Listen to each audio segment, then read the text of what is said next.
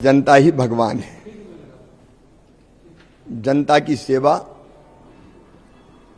हमारे लिए भगवान की पूजा है और हम ये मानते हैं कि हर इंसान में ही भगवान निवास करता है। भाई दशमत के साथ अन्याय हुआ,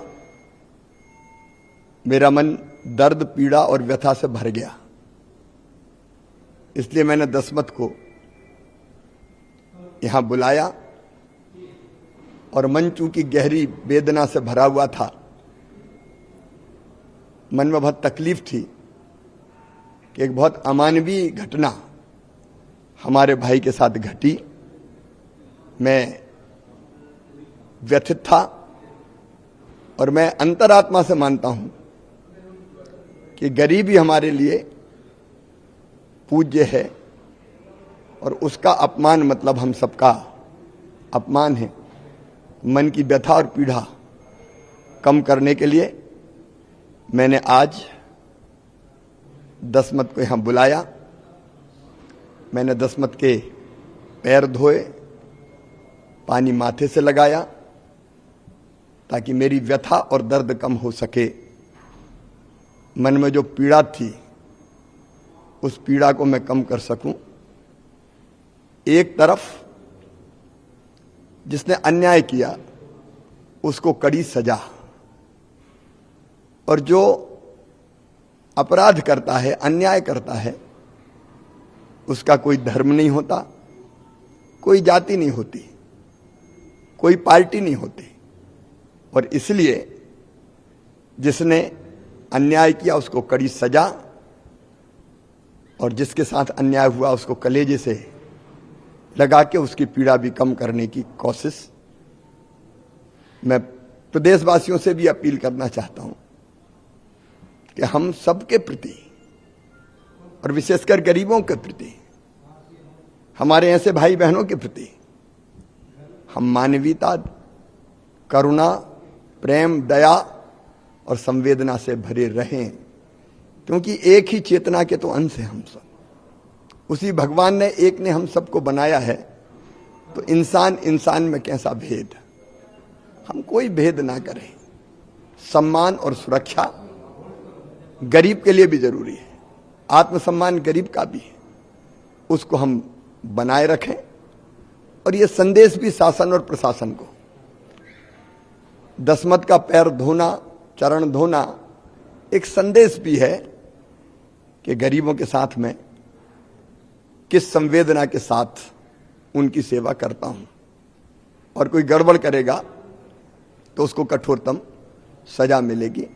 ऐसे लोगों को भी ये संदेश है और जनता, शासन, प्रशासन सबको भी यही संदेश है कि गरीबों का सम्मान और उनका स्थान भी हम सुरक्षित रखें।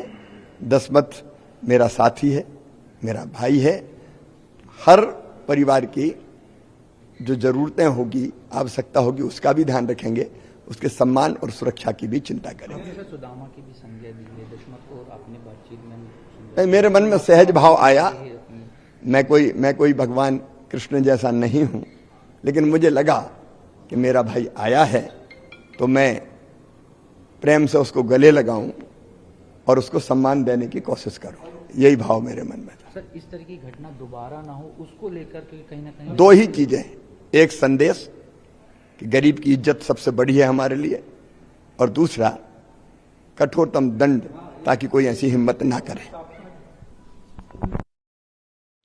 तो सुन रहे थे आप मुख्यमंत्री शिवराज सिंह चौहान को, जिनकी तरफ से कहा जा रहा है कि सरकार एक ही संदेश देना चाहती है कि जिसने अन्याय किया उसे सख्त से सख्त सजा दी जाए, उसके खिलाफ सख्त से सख्त कार्रवाई हो, और जिसके साथ अन्याय हुआ उसे गले लगाकर उसकी पीड़ा कम करने की कोशिश। मन व्यथित था जो हुआ आदिवासी भाई के साथ उसे देखकर, और इसी वजह से ये सब जो शिवराज सिंह चौहान ने किया है, कह रहे हैं अन्याय देखकर मन में पीड़ा थी, व्यथा से भर गया था। गरीबी तो हमारे लिए पूज्य है, उनका अपमान मतलब सबका अपमान। इसके जरिए संदेश देना चाहता था कि समाज में सबको किस रूप में साथ मिलकर रहना है और समाज में किस रूप में सबको एक दूसरे का सम्मान करना है। ये वो बड़ी बातें जो शिवराज सिंह चौहान अब से कुछ देर पहले कह रहे थे मीडिया के सामने। हम सीधे आपको लेकर चलते हैं। मेरे साथ मेरे सहयोगी ब्रजेश राजपूत इस वक्त मौजूद हैं। ब्रजेश, कुल मिलाकर चुनावी साल मध्य प्रदेश जहां एक चुनावी मुद्दे के तौर पर यह पूरा मामला गरमा रहा था, अब यहां फुल एक्शन मोड और डैमेज कंट्रोल में खुद सीएम शिवराज सिंह चौहान नजर आ रहे हैं इस मामले में।